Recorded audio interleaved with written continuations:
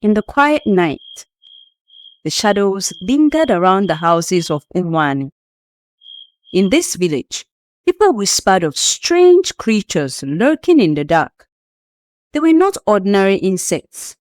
No, these were cockroaches sent with evil plans, creeping into homes to spy and bring ruin to anyone they touched. Behind all this, there was one who watched, hidden and bitter, laughing quietly in the shadows. There was a sister in Umwan, Adora. She was the only girl among her 3 brothers, and though the village grew, everyone still knew she was one of the first, one of the originals. Her brothers were hard-working men who worked in their father's vast lands. Adora and her 3 brothers, Tobenna, Ndukwe, and Nnabuike, grew up side by side. Their father, a respected elder of Omani, had divided his land among his sons according to tradition. Tobenna, the firstborn, received the largest share, with Ndukwe taking the land next to him, and Nnabuike, the youngest, was given the family house, as was the custom. But Adora, as the only girl, inherited no land or property. It was understood that one day she would marry and leave to live with her husband, so no land was reserved for her. Not long after their father passed away, a trader came to Umwan, selling clothes and beads in the market. Adora, young and curious, met him by chance. They shared fleeting moments in the shadows, whispers and promises that she believed, perhaps too eagerly. Soon after, Adora found herself a child, but the trader was nowhere to be found. He left the village, taking with him the dreams she had dared to hold. In Omwan, a woman with a child out of wedlock was looked upon with scorn. The older women in the village sensed her secret even before she knew it herself. They would pass by her with knowing looks, exchanging whispers and glances, though none dared say anything to her face. Their family was still respected, and no one wanted to challenge the memory of her father. Adora's mother, however, was not spared the sorrow. She grew frail, carrying the weight of shame and whispers that she hadn't raised her daughter well. She watched her daughter, her once proud head now bowed, and her spirit slowly grew weak. Yet she loved her granddaughter, Ifatu, with a quiet, tender warmth that masked her sorrow. But the pain of the situation stayed with her, wearing her down until one quiet night she passed away, leaving her children and granddaughter, Ifatu, in the family home. The years moved on, and Tobenna and Ndukwe married, building homes on their lands. The village celebrated their marriages, and the blessings of family seemed to shine on them. But as for Adora, she remained in the family house with Ifatu. Though she lived in the family home, she knew that the house was truly meant for Nnabuike. It was a law that no one questioned in Umwan, a tradition woven into the bones of their people. When the silence in the family home grew too heavy, she sought out small comforts. Adora began seeking her lovers into the house when the village slept, quiet and unnoticed. One day, she realized that life was once again growing within her. She was to have another child, another daughter to be born under her care, but outside of the rules, outside of the traditions that guided her brothers' lives.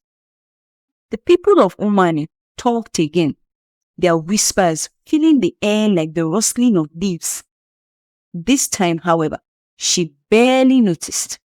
Her heart had grown tough, hardened by the shame, the pain, and the feeling that life had dealt her an unfair hand.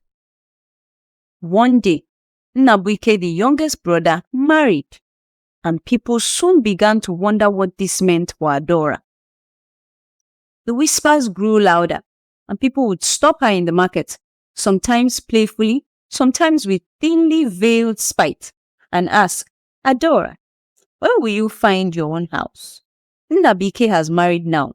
This is his home. These words stung, for Adora knew that her time in the family house was nearing its end. But where was she to go? Her brothers had their lands, their own spaces to grow their families, while she had nothing but memories and broken dreams.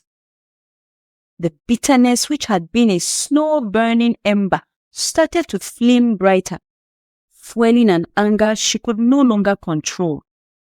Nnabike's wife moved into the family house, carrying herself with the pride of a new bride. She arranged the rooms, decorated the house, and brought her joy into its walls. Adora watched all of this with a clenched heart. She felt like a stranger in her own home.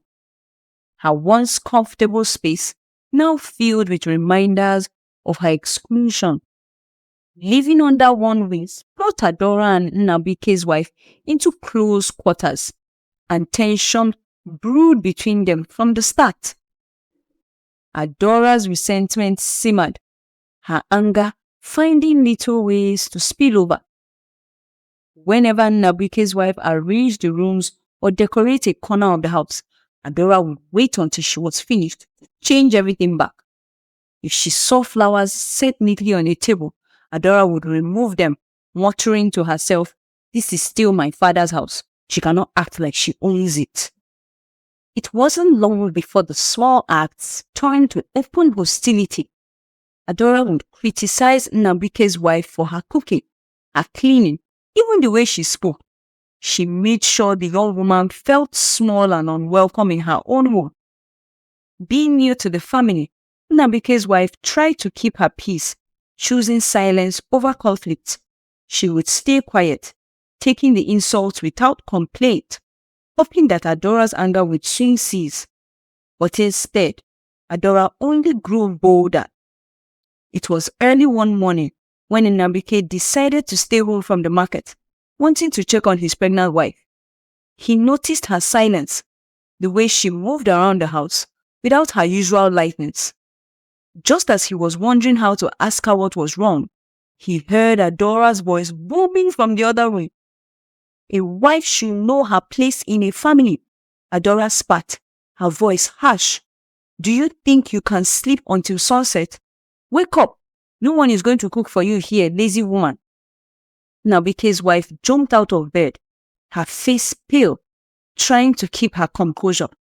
But before she could even respond, Adora banged the door open, her face twisted with bitterness. Nnabike watched, his heart pounding with anger. He stood from the bed, his voice firm as he said, "Enough, Adora." Adora turned, her eyes wide with surprise. She hadn't expected Nnabike to be there. He looked at her with a sternness she had never seen before. "You cannot treat my wife this way," he said. "She is carrying my child. She is the mistress of this house now." Adora tried to speak, to argue, but Nnabike's voice rose. "Two bulls cannot live in the same crowd, Adora. You know that as well as I do. This is my home, and it's time you accept it." For a moment, Adora felt the sting of those words as if they were blows. They really hit her hard. This was no longer her space. It was Nnabike's and his wife's, and soon the home of their children. Seeing his sister's pity, he added, "I won't throw you out with nowhere to go. I will talk to our brothers and we will help you find land and build you your own place. Until then, you can stay in the guest house out back. But this ends now, Adora. You will respect my wife in her home." That night, Adora's heart burned with a rage that wouldn't cool. She lay awake, her mind whirling with anger and shame. She could still hear Nnabike's words echoing in her ears. Two bulls cannot live in the same crowd. How could he say such a thing to his own sister? In her mind, she pictured her life in Umwani, how everything had been stripped from her, one thing after another. First, her father's land, then her reputation, her mother, and now, even the family house. She clenched her fists, her jaw tight, feeling as if she had been robbed of everything that was rightfully hers. Night after night, she would lay awake, staring into the darkness, feeling in Nnabike and his wife's every happy laugh, every whispered word between her brother and his wife, and every innocent giggle. After Nnabike's firm stand, Adora's brothers felt uneasy. They knew deep down that although Adora's actions had been harsh, she still had nowhere to go. The thought of their sister living in the small guest house troubled them. They were after all family, and family was everything in Oman. After long discussions, they decided that Tobenna, as the eldest and the one with the most land, would give a small piece of his property to Adora. Together, Tobenna, Ndukwe, and Nnabike contributed to build Adora a modest house where she could live with her daughters, Ifatu, and her younger sister, Nneka. It was a small house, humble compared to the grand homes of her brothers, but it was enough. They even put together some furnishings, knowing Adora would need help starting fresh. And so, with the sounds of hammers and saws, Adora's new home took shape under the watchful eyes of her brothers. But Adora felt no joy. As she moved into her new house, the reality of her life weighed on her like a heavy spoon.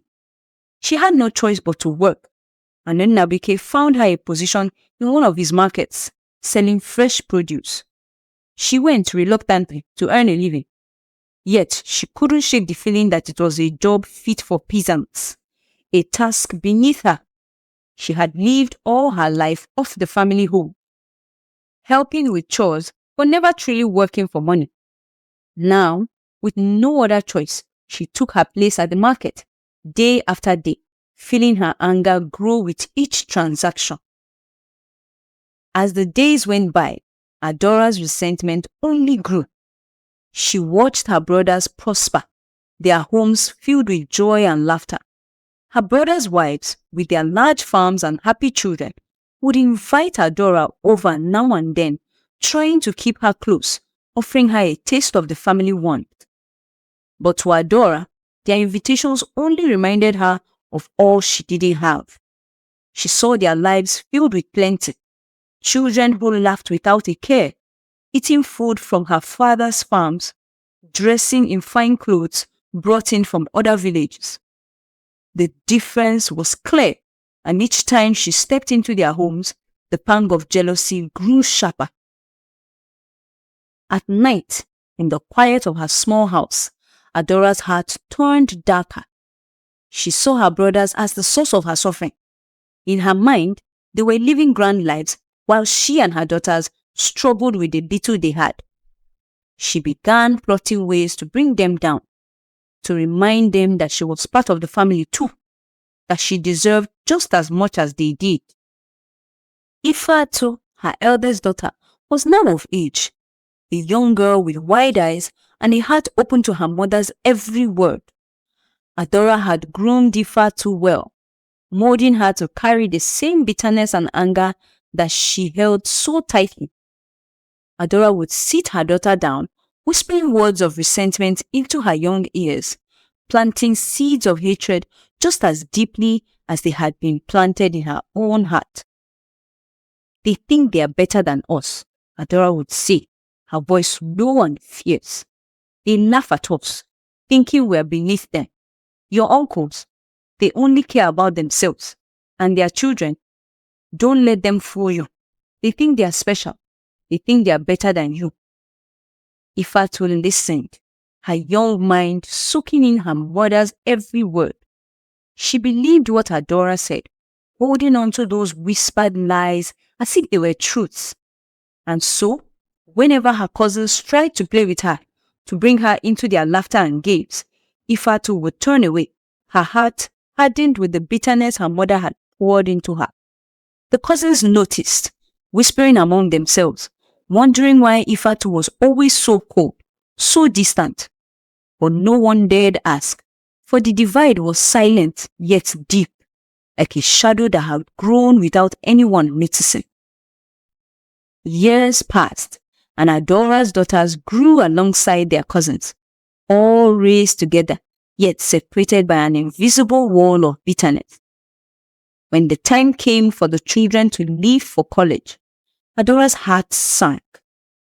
All her brother's children, who were even younger than Ifatu, had passed with flying colors, securing their places in the best colleges, some even in distant cities filled with endless opportunities. The joy that filled her brothers' homes was like salt to Adora's wings. Laughter, hugs, and proud smiles filled the air as their children packed for school. Meanwhile, Ifatu, Adora's firstborn, received her results with shaking hands. She had not passed well enough to attend any college. The news struck Adora like a hammer. Her daughter, her pride and reflection, had failed so many grades, while her cousins were soaring. And though her brothers graciously offered to pay for Ifatu to retake her senior year, just as they paid to take her to the same best schools as their children, Adora felt humiliated. Her envy had grown into something monstrous, and she could no longer bear to see others thrive while she struggled in the shadows. One moonless night, Adora wrapped herself in a shawl and slipped away from her house, her heart pounding as she made her way to a hidden path that led to the old witch doctor's hut. She had been here before, in moments of desperation, begging the witch doctor to cast spells to dim her brother's success. Her request had always been half-hearted, never asking for complete ruin, just enough to make them feel her pain. But tonight was different. Tonight, she would ask for everything. When Adora entered the dark, smoky hut, the witch doctor sat, waiting. His face painted with chalky symbols, his gaze penetrating. "You again," he said, his voice low and heavy. "You said you only wanted to dim their light, to make them stumble, not to destroy them completely. Their crops failed last season. They felt the weight of your envy. Now, what do you want?" Adora's face was cold and stiff. "It's not enough," she said through gritted teeth. "I see their children flying, passing every test, moving to big cities for college. I see my own daughter left behind, humiliated and ashamed. And now I want control. I want to see everything they do, hear their every move, and I will decide their fate myself." The witch doctor watched her for a long, silent moment, studying the hardness in her eyes, the shadows that had crept into her heart over the years. "What you are asking for," he warned, his voice even softer, "requires a sacrifice, a great one. Once you take this path, there is no return. It will demand something precious, something that can never be replaced." But Adora didn't flinch.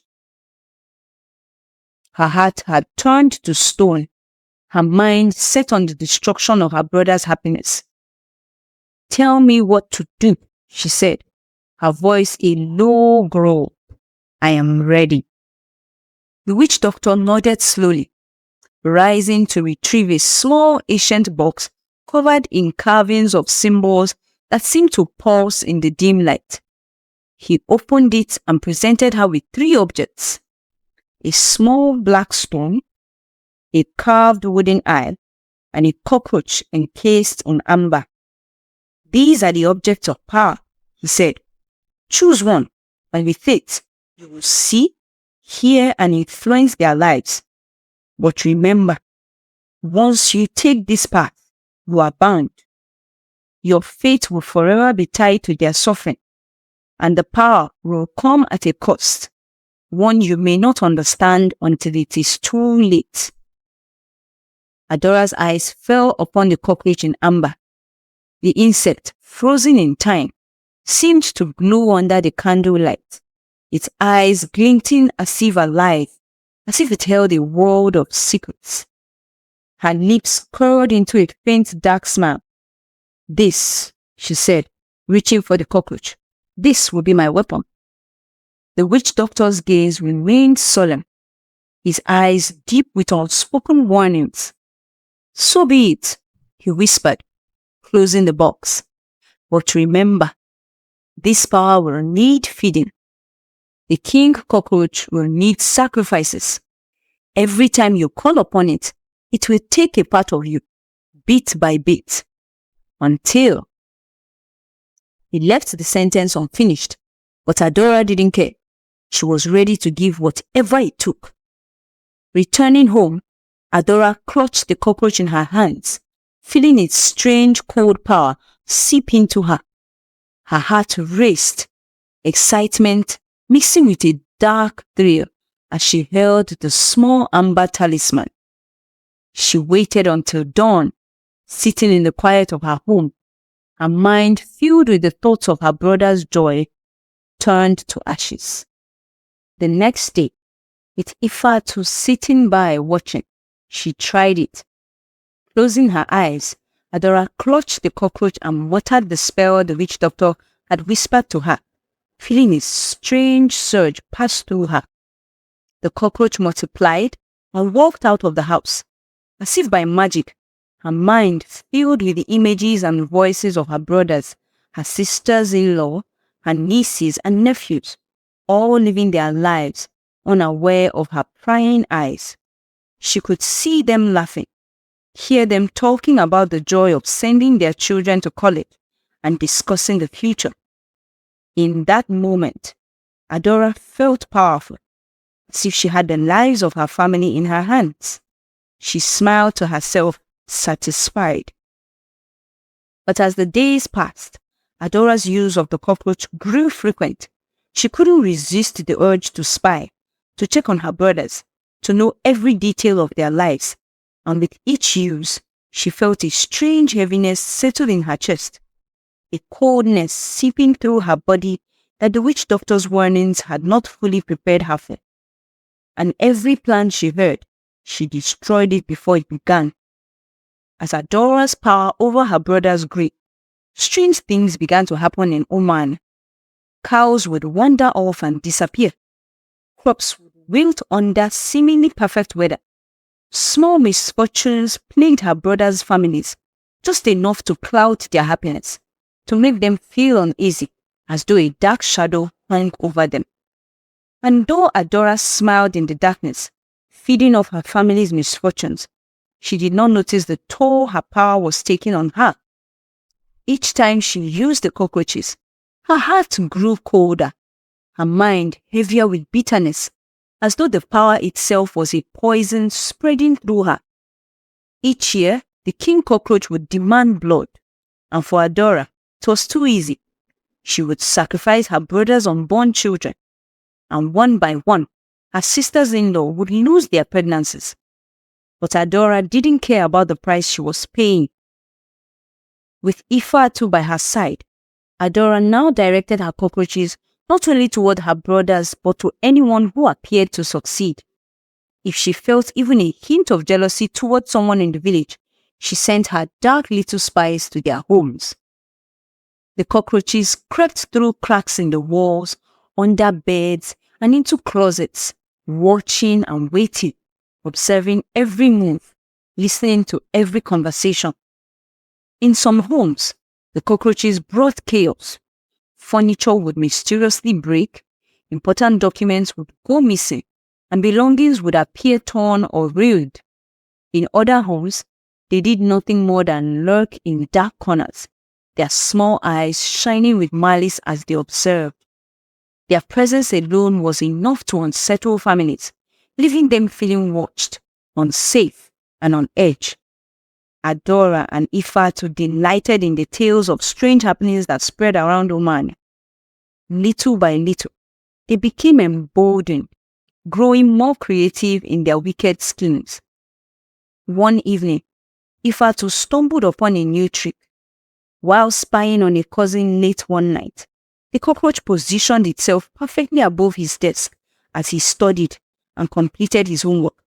The next day, Ifatu proudly told her mother how she could see everything her cousin wrote, every answer he found. "It's as if I am studying with him," she whispered with excitement. Adora's face lit up with pride. "This is more than I could have hoped for," she murmured, a wicked gleam in her eyes. "We will take everything from them, their knowledge, their achievements. Let them struggle as we rise." From that day forward, Ifatu did not study alone. The cockroaches followed her cousins and even some of her classmates, silently gathering their hard work and answers for her. When exams came, the cockroach whispered the information to Ifatu, and she passed each one with ease. Her mother was thrilled. Finally, her daughter was achieving all she had dreamed, and it was at the expense of those she envied most. By the year's end, Ifatu's scores had earned her numerous scholarship offers. She could choose between prestigious schools, while her cousin, the bright student who had once been the pride of Oman, stared at his failed results in disbelief. His family was shocked, his parents heartbroken, struggling to understand how their son, who had always been a star, had suddenly fallen. They whispered of curses, of hidden forces that must have caused his misfortune, but no one suspected the real reason. When Ifatu's results arrived, her uncles, always loving and supportive, planned a grand celebration. They invited family and friends to Ndukwe's house, proud of their niece's achievements. For Adora, this was more than just a family gathering. It was a victory. She had waited so long to feel superior to her brothers, to finally look at their faces and see the worry and uncertainty that had haunted her for years. The feast was grand. Plates piled high with food, laughter filling the air as children played and the adults shared proud stories of Ifatu's success. Her uncles raised their glasses, celebrating Ifatu's bright future and her scholarships. Yet, as they spoke, Adora's gaze remained sharp. Her lips curled in a small triumphant smile as she watched her brothers talk of struggles in their businesses.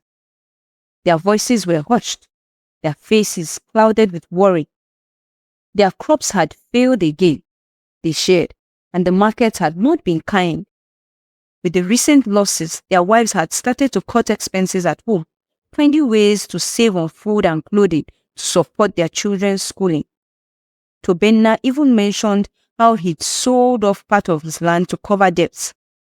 Adora listened with satisfaction, her heart swelling with a dark pleasure.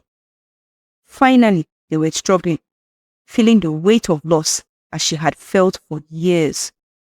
She had managed to tear down their peace, to inject shadows into the bright lives they had always lived.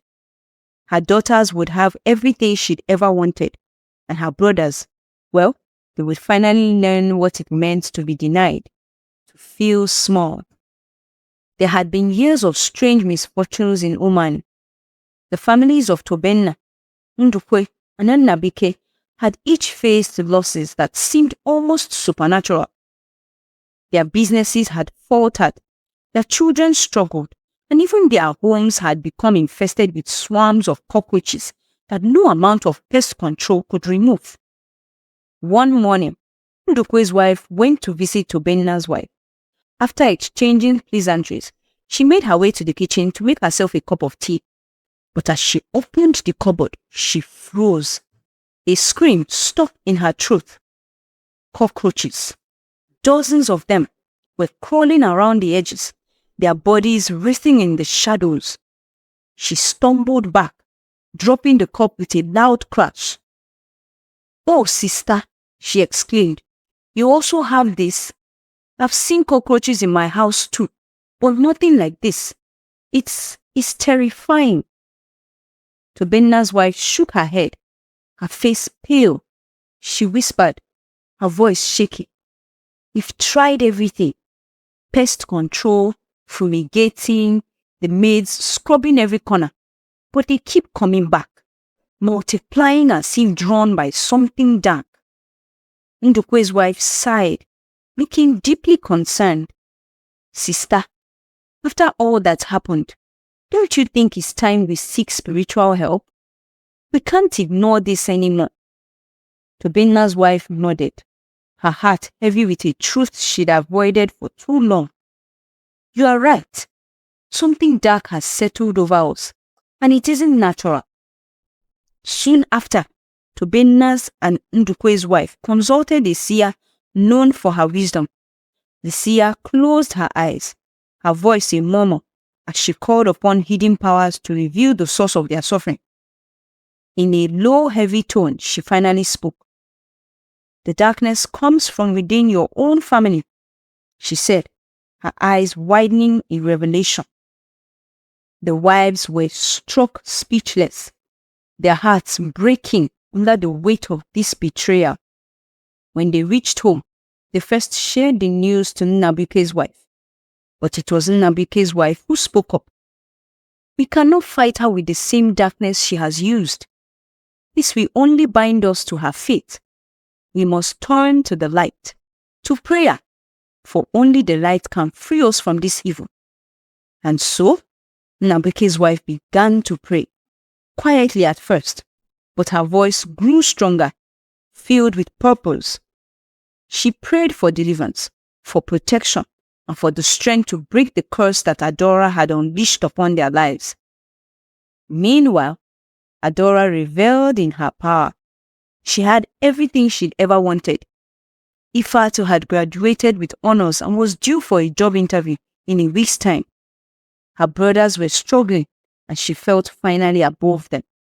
While Nneka cleaned her mother's room, Nneka was a gentle soul, the kind-hearted one Adora had always ignored.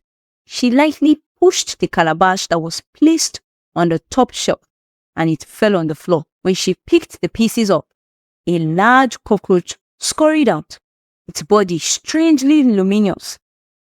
Thinking it was just another pest, Nneka slammed her foot down on the creature, killing it instantly. It was the king cockroach, the heart of Adora's power, and its life was mysteriously bound to Ifatu's success and Adora's strength. At the moment it was crushed, a powerful shock rippled through Adora's heart. As Nneka unwittingly destroyed the cockroach, Adora felt a pain so fierce it left her breathless, a burning that spread from her chest through her entire body. It was as if flames were licking her insides, scorching her soul. She staggered, clutching her chest, gasping for air as an unseen force gripped her with relentless strength. She felt as though she were being stripped bare, every dark deed exposed, her soul laid open. Nnabuike's wife, who had been deep in prayer, sensed the shift. Her voice grew louder, her prayers filled with newfound strength. The cockroaches Adora had sent began to crawl out of every crack and crevice, streaming from her home, her room, her precious calabash, all fleeing as if the light itself had burned them away. Adora fell to her knees, her voice rising in a tortured scream. She could feel her power slipping, her control unraveling. No, not like this. I had everything, she cried, clawing at the ground, desperate to hold on to what was left. Her voice was a mixture of rage and despair, a final confession to the darkness she had worshipped. Forgive me, she shouted to no one in particular, her voice cracking. I did it. I sent them.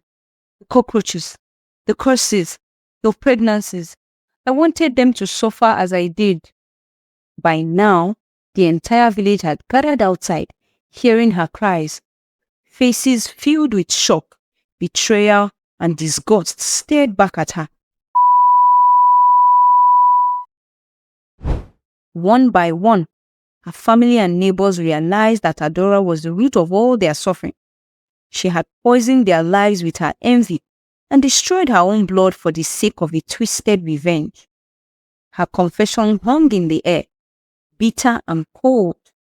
The villagers moved toward her, their faces dark with anger. "Witch," they spat, voices filled with rage. "You brought this upon us. You betrayed your own family." Her brothers, who had once loved her dearly, looked away, unable to bear the sight of their sister turned into a monster. But they could not abandon her either, despite all she had done. She was still family. They shielded her, pulling her away from the mob, hoping to spare her from the wrath building around them. But the villagers were beyond reason. In their fury, they didn't care who stood in the way. They wanted to see the witch burn and would sacrifice anyone protecting her. Her brothers were quickly overpowered, and before they could act, flames sprang up around Adora. The fire climbed higher, engulfing her as she ran in wild circles, screaming, clawing at the air, trying desperately to smother the flames. Her brothers couldn't bear to watch, the sight burning into their hearts. They returned home to their yards, sitting in silence, their minds heavy with grief. In quiet corners, their wives whispered, questioning whether they had done right by letting it come to this. Perhaps, they murmured, they should have found a way to make her repent, to save her from herself. But it was too late now. An air thick with sorrow and regret settled over the village of Umwani, the silent weight pressing on every heart.